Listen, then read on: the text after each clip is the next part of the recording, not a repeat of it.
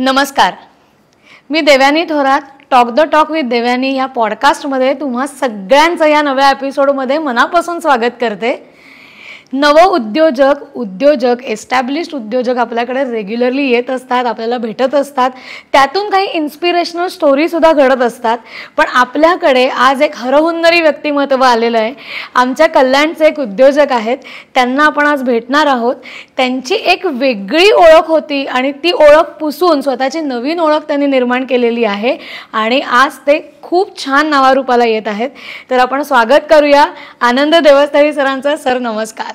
नमस्कार, मी आनंद Deosthali. Yes, Shegaon caterers या नावाने तुम्ही तुमचा बिझनेस आत्ता नावारूपाला सगळीकडे गाजतोय. आज तुमचा चहा फेमस आहे, तुमचा आम्रखंड फेमस आहे, आम्ही ते रेग्युलरली टेस्ट करू शकतोय. पण हा व्यवसाय जो आहे, खाद्य संस्कृतीकडे तुम्ही जे आला आहात, या सगळ्या पूर्ण कॅटरिंग सर्व्हिस देणं हा काही सोपा विषय नाही आहे. तर तुम्ही ह्याच्याकडे कसे वळलात? कारण तुमचं आधीचं तुम्ही जो काही करत होतात नोकरी किंवा काय, ते सगळं टोटली वेगळं होतं. ती जर्नी मला ऐकायची आहे. छान. मुळात असं होतं की मी जॉब करायचो. हां, माझं शिक्षण आहे MCOM MMS फायनान्स. बरं. मी एका चार्टर्ड अकाउंटंटकडे काम करायचो आणि ते चार्टर्ड अकाउंटंट पुढे एका MNC मध्ये गेले आणि मग त्यांच्याबरोबर मला पण घेऊन गेले. सुरुवातीला मला थोड्याशा कमी दर्जाचं काम करायला लागलं, पण नंतर मला चांगल्या अपॉर्च्युनिटी मिळाल्या ओके. आणि सगळं छान चालू होतं. ती जी कंपनी होती त्या कंपनीचं नाव CA सत्यम कॉम्प्युटर असोसिएट नावाची अमेरिकन कंपनी. अच्छा. आणि सत्यम कॉम्प्युटर नावाची भारतीय कंपनी. बरं. अशा त्यांची ती CA सत्यम म्हणून होती. पण CA तर नंतर विकली, पूर्ण सत्यमनी घेतली आणि घेतल्यानंतर लगेच सत्यम मध्ये फार मोठा घोटाळा झाला. आणि तो घोटाळा एवढा प्रचंड होता की त्याच्यामुळे आमच्या कंपनीत जरी काही नाही झालं तरीही तुम्हाला डायरेक्ट इम्पॅक्ट होता. आणि मग टेक महिंद्राने ती कंपनी उचलली. ओके. आणि मग मी टेक महिंद्राच्या पेरोलवर गेलो, पण मला तिथे एक हॅरॅसमेंट झाली. तर एका लिमिटच्या पुढे माझं काही ते इंटरेस्ट नव्हता मला काम करण्यामध्ये. आणि मी गजानन महाराजांचा भक्त होतो, त्यामुळे ती नोकरी तर सोडायची, मी रिझाईन केलेलं होतं. नवीन नोकरी मिळावी म्हणून मी दर गुरुवारी पारायण करायचो. अच्छा. आणि मग शेवटी एक दिवस असा झाला की आज जॉबचा शेवटचा दिवस, सोडला जॉब, आता उद्यापासून जॉब नाही, मग काय करायचं. मग मामाच्या गावी दूधपापेश्वर म्हणून आहे राजापूर, तिथे गेलेलो होतो मी आणि आई, आणि आम्ही म्हटलं जरा चेंज म्हणून करू. तेव्हाही असं काही कॅटरिंग वगैरे काही मनात नव्हतं. अच्छा. पण मग आता आल्यानंतर काय करायचं, इथे आल्यावर तर वेळ तर काहीतरी घालवायचा आहे, बरोबर, जॉब शोधायचा आहे. जॉब शोधणं तर चालू होतं, जॉब मिळत तर नव्हता. आणि मग असं झालं की म्हटलं आईला, म्हटलं चल मला तू शिकव. त्यावेळेला आई काय करत होती ते मी बघितलं, पण माझी एक श्रद्धा होती की शिकव म्हणजे स्वयंपाक. हा, कॅटरिंग म्हणजे असं स्वयंपाक शिकव, जेवण कसं बनवायचं. मीन टाइम युट्यूबवर बघणं पण चालू होतं. अच्छा. पण शेवटी बघणं आणि करणं ते काही बघून डायरेक्ट मी करायला गेलो नाही, कारण मला काही येत नव्हतं. पहिले एक आईने मला कशी ती आमटी करायची ती बघितलेली होती मी, पण माझ्या डोक्यात एक वेगळं होतं की आपण हे करण्यापेक्षा आपण गजानन महाराजांचे भक्त होतो, तर आपण झुणकाचा पहिला पदार्थ बनवायला शिकलो तर कदाचित असं होईल, कदाचित म्हणण्यापेक्षा कदाचित नाही, की आपल्याला, म्हणजे माझी एक श्रद्धा होती की पुढे चांगलंच होईल, कदाचित नाही पुढे चांगलंच होईल. आणि खरंच झालं तसं. मी पहिला पदार्थ झुणका बनवायला शिकलो आणि मग सकाळी एक पदार्थ, नाश्त्याला, दुपारी जेवायला आणि रात्री जेवायला, अशा पद्धतीने 3 वेगवेगळे पदार्थ बनले जात होते. तुम्ही करत होता? हा, मी स्वतः. कारण तोपर्यंत ते झुणका आल्यानंतर काही मागे वळून बघितलं नाही. अच्छा. सगळं माझं चालू होतं. कमी पडलं तर आई मला होती मदतीला. बरोबर. ते होत होतं, दररोज युट्यूबवरनं सगळं बघायचं वगैरे असं. आणि मग अचानक, आणि त्यावेळेला प्रचंड प्रयत्न चालू होते नवीन नोकरीचे. अप्लाय नो रिप्लाय, सारखे फोन यायचे, तिथे जायचं, ते इंटरव्ह्यू मध्ये जे फोनवर विचारते तिथेच एक तर पैसे मिळत नव्हते आणि खिशातले जात होते. मेन टाइम असं आलं की आपण पोळी भाजी केंद्र चालू करायचं का. माझा एक मित्र होता गोरेगावचा, त्याला मी हा विषय सांगितला, कारण त्याचं पोळी भाजी केंद्र आहे. तर तू असं करू नकोस, मी तुला एक रेफरन्स देतो, डोंबिवलीमध्ये संजय कानिटकर सरांपर्यंत जातो. मी त्यांच्याकडे गेलो. सर मला म्हणाले, संजय सर, की असंच अगदी तू जशी बसलीस तसंच मी बसलेलो होतो, आणि फक्त मला एवढं माहिती होतं की हे उद्योजक आहेत, ते किती मोठे उद्योजक आहेत, मला त्यांच्याबद्दल फारशी माहिती नव्हती. मला फक्त कागदावर असं म्हणाला असं होतं की आपल्यापेक्षा आपण ज्या क्षेत्राचा विचार करतोय त्याच्या त्याने जास्त कळते. जसं तू आत्ता माझ्याशी बसलीस तेवढ्याच अंतरावर मी बसलेलो, फक्त उलट होतं माझ्या मनामध्ये की हे काय सांगतायत ते आपण ऐकायचंय आणि आपण ह्यांचंच ऐकायचंय. आणि इंटरव्ह्यू कोणी कोणाचा घेऊ दे, पण एक प्रकारे असं म्हणाले तरी चालेल की मी बोलत असताना माझाही ते गेस करणं वगैरे सगळं चालू. बरोबर, इंटरनल एक आपल्या प्रोसेस चालू असते. दोन्ही साईडनं म्हणजे त्यांनी मला गेस केला असेल तरी मी माझ्या मनात होतं की हे सांगतात ते ऐकायचं, हे मात्र इथे बसायच्या आधी ठरलेलं होतं. आणि झालं. मला मी त्यांना सहज सांगितलं की म्हटलं मी पावभाजी बनवतो. सर मला म्हणाले पावभाजी 52 वेळा बनवा.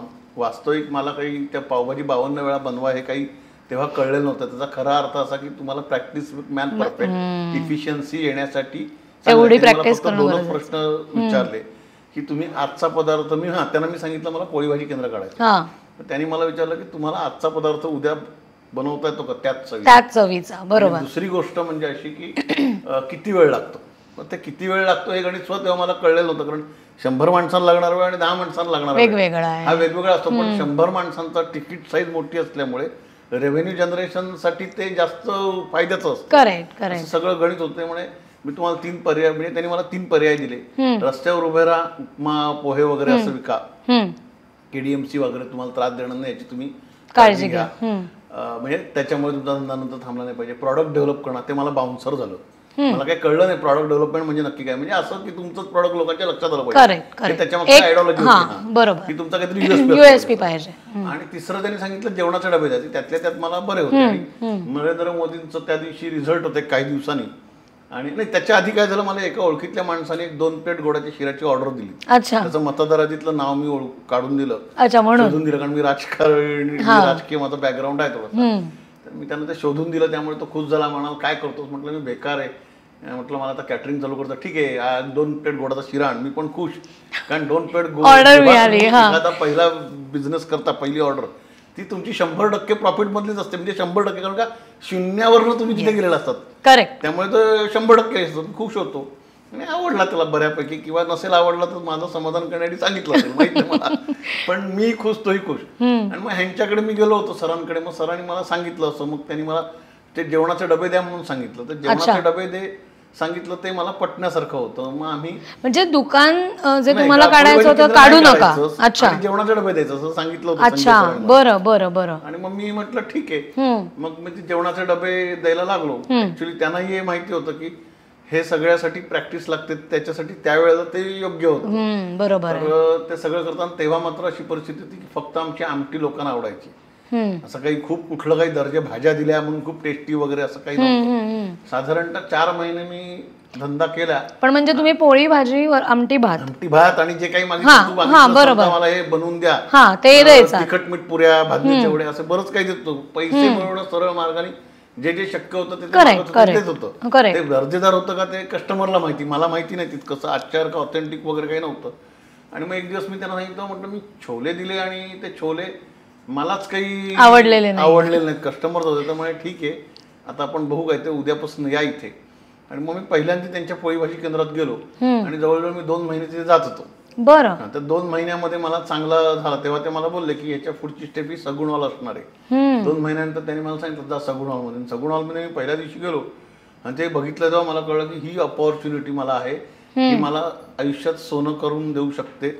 मला आता हे सगळं करायचंय, बघायचं. आणि मग तिथे 550 माणसांची भाजी, जवळजवळ मी 2 वर्ष तिथे 550 माणसांची भाजी करायला जात होतो.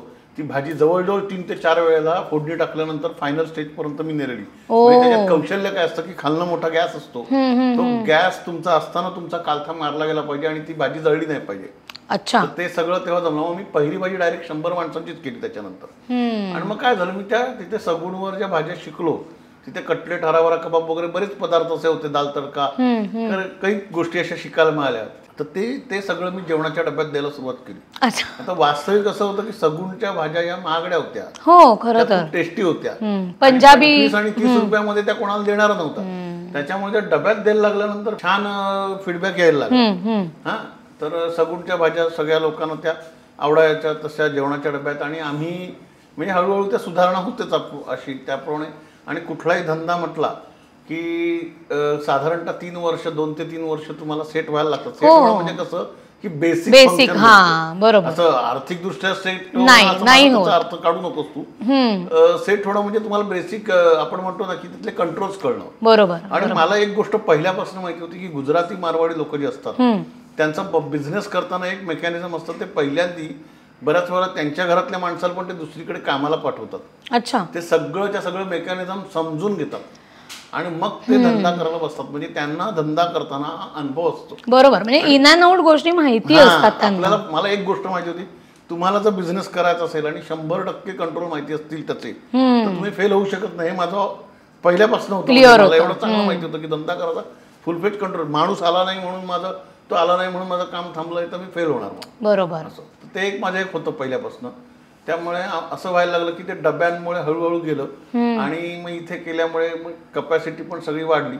मिन टाइम असं झालं, कोरोना आला आणि कोरोना मात्र मला गेम चेंजर ठरला. अच्छा, गेम चेंजर ह्याच्यासाठी ठरला की त्यावेळेला अचानक रुग्ण वाढायला लागले. बरोबर, आणि जेवणाचे घरपोट डबे द्यायला पाहिजे होते.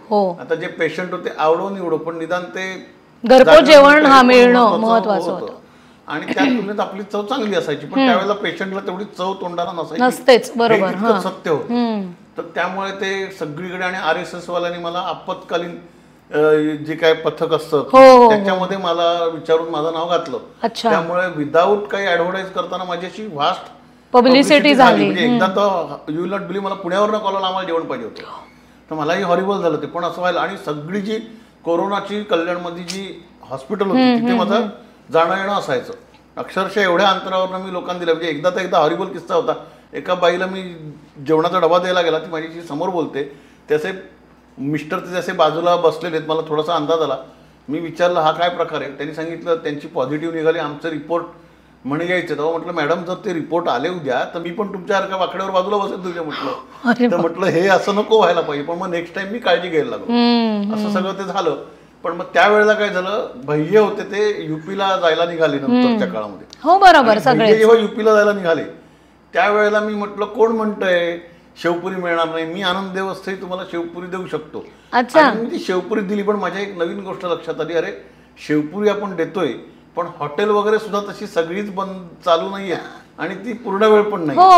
त्याच्यामुळे परत मग त्याच्यावर काय होत होतं की जे जेवणाचे डबे देत होते, कारण हा अनुभव मला पूर्वी पण आला की ज्यांच्याकडे डबा चालू असायचा शनिवार रविवार आल्यावर आम्हाला स्वतः सांगायचं काही वेगळं मिळेल का, वेगळं पावभाजी असं स्पेशल काही. तर हाच फॉर्म्युला इथेच झाला की बाबा तुम्हाला पाहिजे असेल तर. अच्छा, म्हणजे पेशंट्सना पण तुम्ही असे वेगळे हे देत होतात चवीचे पदार्थ वेगळे? हो, पेशंट संध्याकाळी डिनर असायचं आणि सकाळी तो नॉर्मल डबा घ्यायचा. तर ते कसं झालं की तो प्रस्ताव मांडला आणि तो पेशंटकडनं पण आनंदाने स्वीकारला गेला.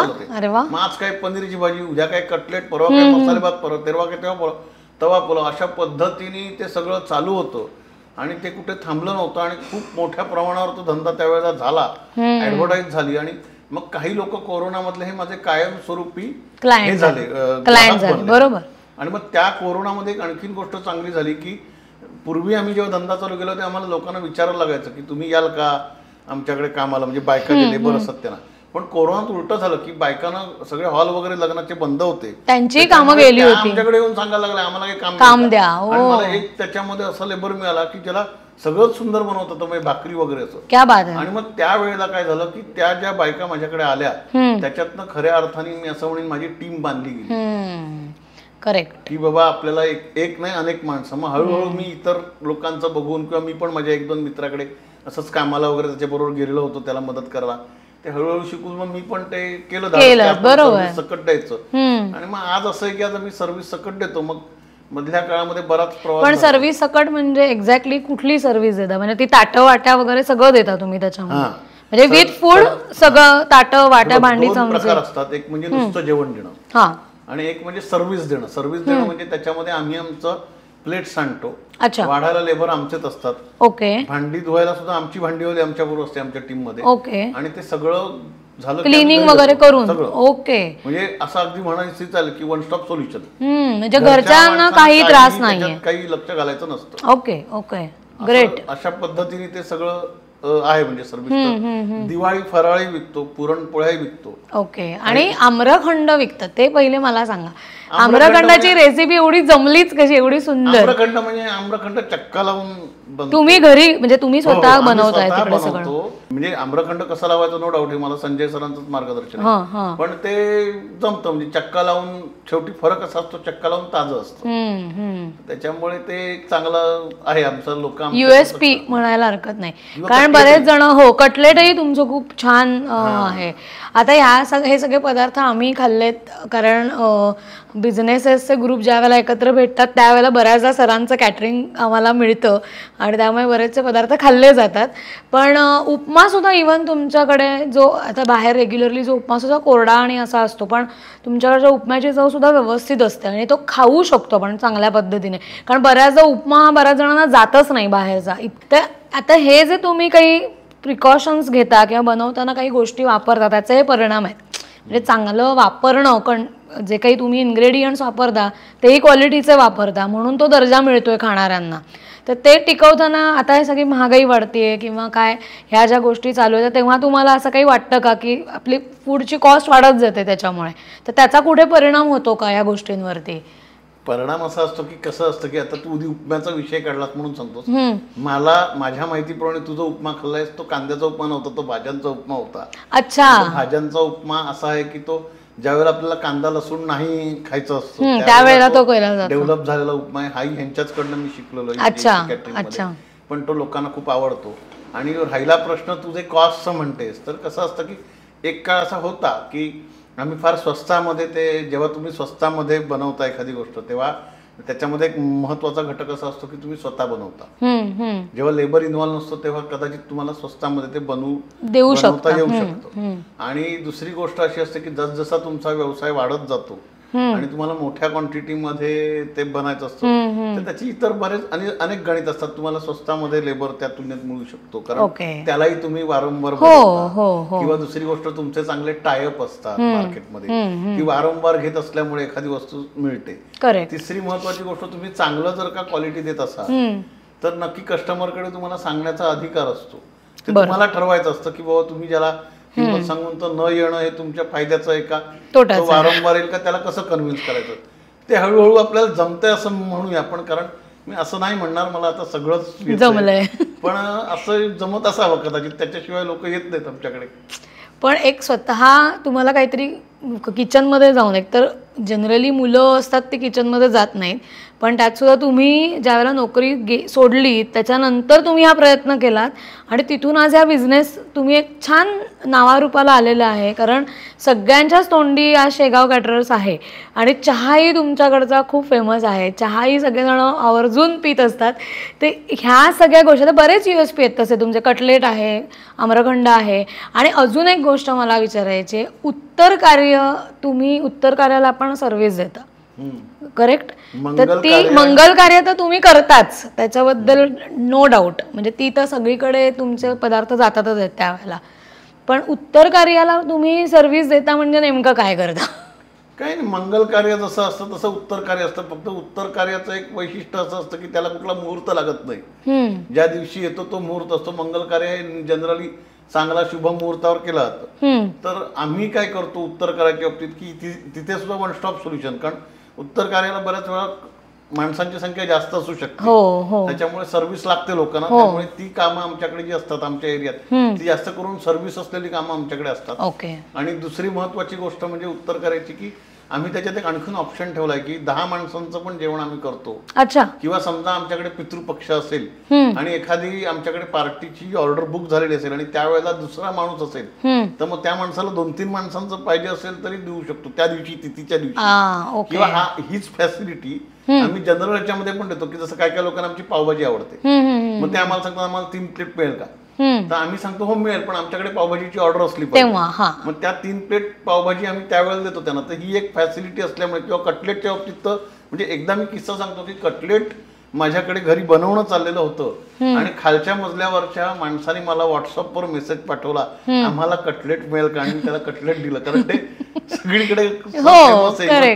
आता त्या ज्या आहेत त्या इथे गोगरासवाडीमध्येच आहेत आम्हाला जनता सहकारी, तर त्या इथे सुद्धा घेऊन येतात. किंवा ते कटलेट एक स्टाफ असायचा तो जनता सहकारीचा जिथे जिथे जाईल ना, उल्हासनगरला गेला तिथे घेऊन ऑर्डर करायचा. अरे वा. असं सुद्धा एक होतं. म्हणजे काही काही लोकांना ते आवडतं. एकदा तर पहाटे 4 वाजता सुद्धा मी RSS वाल्यांनी सांगितलं 4 वाजता चहा मिळेल का, तर 4 वाजता चहा दिलेला होता एकदा. आणि एकदा बजरंग दलवाल्यांनी स्वागत यात्रेचा टेम्पो त्यांचा सगळा सजवण्याचा कार्यक्रम चाललेला आणि रात्री 12:40 त्यांना कळलं की आता आपला टेम्पो सजवून झालाय, पण आता पोटात आपल्याला भूक लागलेली आहे.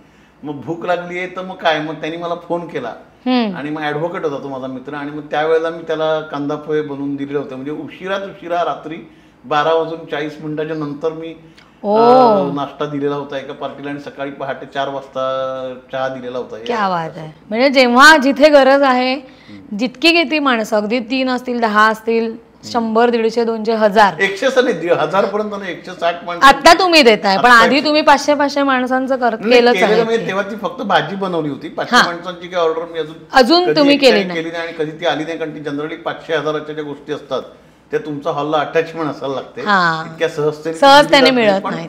पण हेही तितकंच आहे की निदान 150-200 माणसांचं आमच्याकडे कोणी इन्क्वायरी केली तर तुम्ही देऊ शकता. 150-200 माणसांची सर्व्हिस देऊ शकतो, असं काही प्रॉब्लेम नाही. म्हणजे 160 माणसांची तर 2 वेळा आली आहे. एकदा गणेशोत्सव मंडळाची आलेली आहे, खिचडी कढी आणि पापड लोणचं वगैरे, आणि एकदा आलेली आहे ती अशीच आलेली 160 माणसांची. तर ती आहे म्हणजे बऱ्याच मोठ्या 600 वडापावची एक ऑर्डर होती, 340 कटलेटची होती, इव्हन 150 कप पन्ह घेतलेलं आहे. बऱ्याच अशा छोट्या मोठ्या ऑर्डर्स येत असतात. बऱ्याच येत आहे म्हणजे सांगायला. क्या बात आहे. म्हणजे तुमची जर्नी ओव्हरऑल जी चालली ती करेक्ट मार्गावरती चाललेली आहे. आणि प्रेक्षकांपैकी सुद्धा कोणाला कधी गरज लागली तर हक्काचे आपले कॅटरर्स आहेत आपल्याबरोबर, त्यामुळे तुम्ही त्यांच्याशी कनेक्ट करू शकता. सरांच्या सगळ्या डिटेल्स आपण कॅप्शनमध्ये देणार आहोत. तुम्हाला कधी काही ऑर्डर करायचं असेल कल्याण, डोंबिवली, ठाकुर्ली परिसरात, इव्हन मुंबईपर्यंत सुद्धा तुम्ही ऑर्डर देता. पर्यंत गेलेलो आहे. ते कसं आहे की शेवटी मुंबईला ऑर्डर करता तिकीट अमाऊंट हा फॅक्टर असणार. बरोबर. खरोखर 150 माणसांचं कॅटरिंग मिळतंय मुंबईला आणि ते आपण आपल्या पद्धतीच्या जोरावर करू शकतो. तर आम्ही काही नाही म्हटलेलं नाहीये. फक्त आपल्याला इकडून तिकडे जाणं ह्या गोष्टी जरा मॅटर. कधी आम्ही म्हटलेलं नाही, आम्हाला येऊ तर दे ना पहिले. येतील ना, का नाही येणार. आता पॉडकास्ट बघून डेफिनेटली तुम्हाला ऑर्डर्स येतील. आमच्या शुभेच्छा आहेतच तुमच्या पाठीशी. आणि आता ओव्हरऑल तुमची जर्नी तर आम्हाला कळली, पण तुमचं विजन काय आहे? म्हणजे आता हा बिझनेस तुम्ही पुढे कसा बघताय? पुढे बघणार म्हणजे कसं आहे की आता आमचं बघा ना की 200-150 माणसांची ऑर्डर आतापर्यंत मिळालेली आहे. बरेच असे हॉल असतात ज्या हॉलला कोणी कॅटरर्स नसतात, पण त्यांना उत्तम दर्जाची व्यवस्था लागते कॅटरिंगची.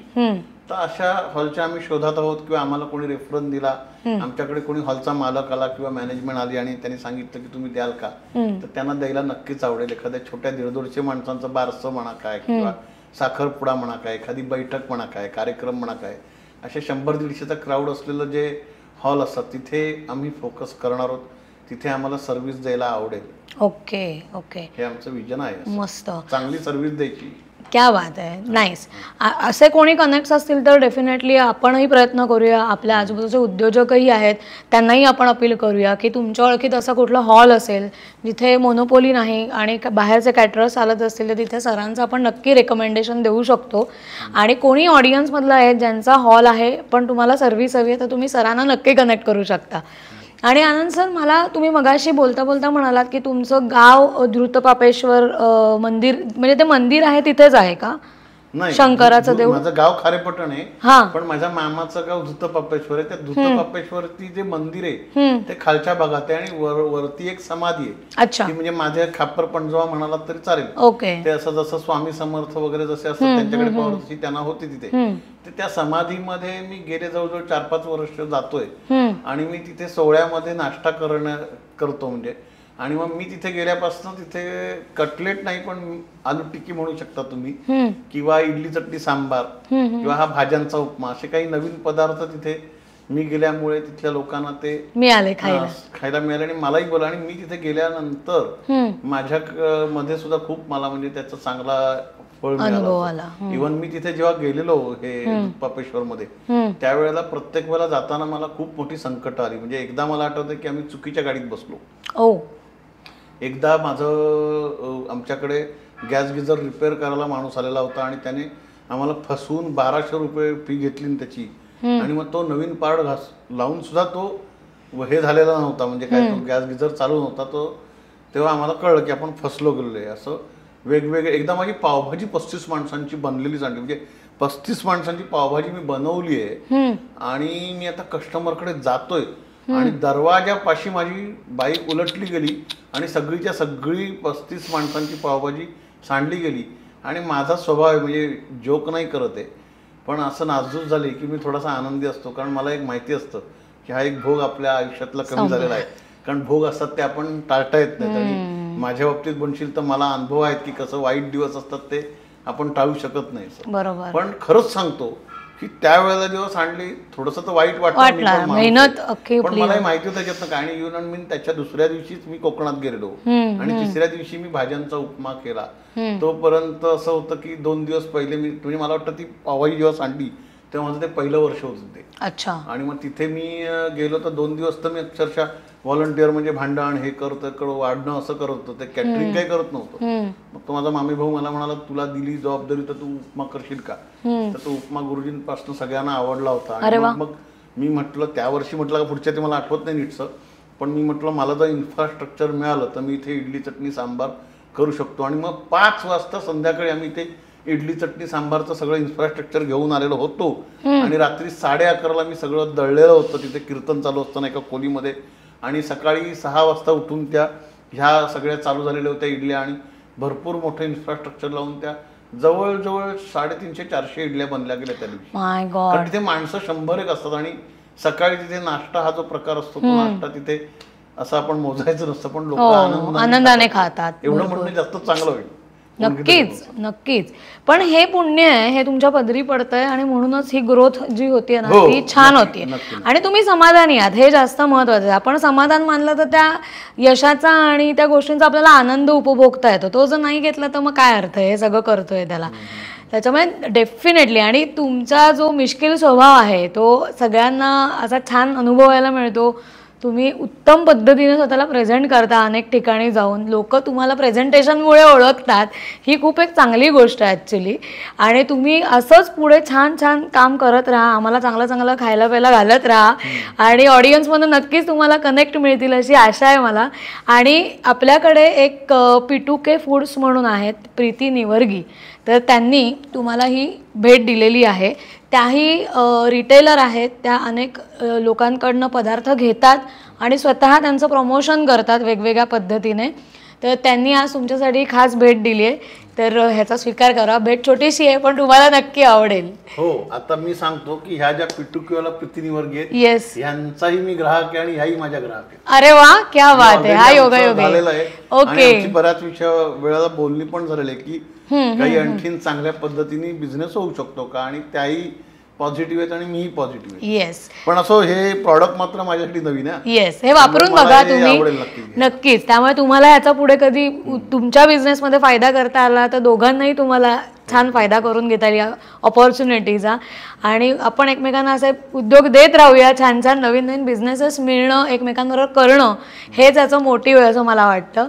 Sir, thank you so much. तुम्ही वेळात वेळ काढून आलात, आजची ऑर्डर कंप्लीट करून इकडे आलात, त्याबद्दल मनापासून धन्यवाद. धन्यवाद तुझे सुद्धा.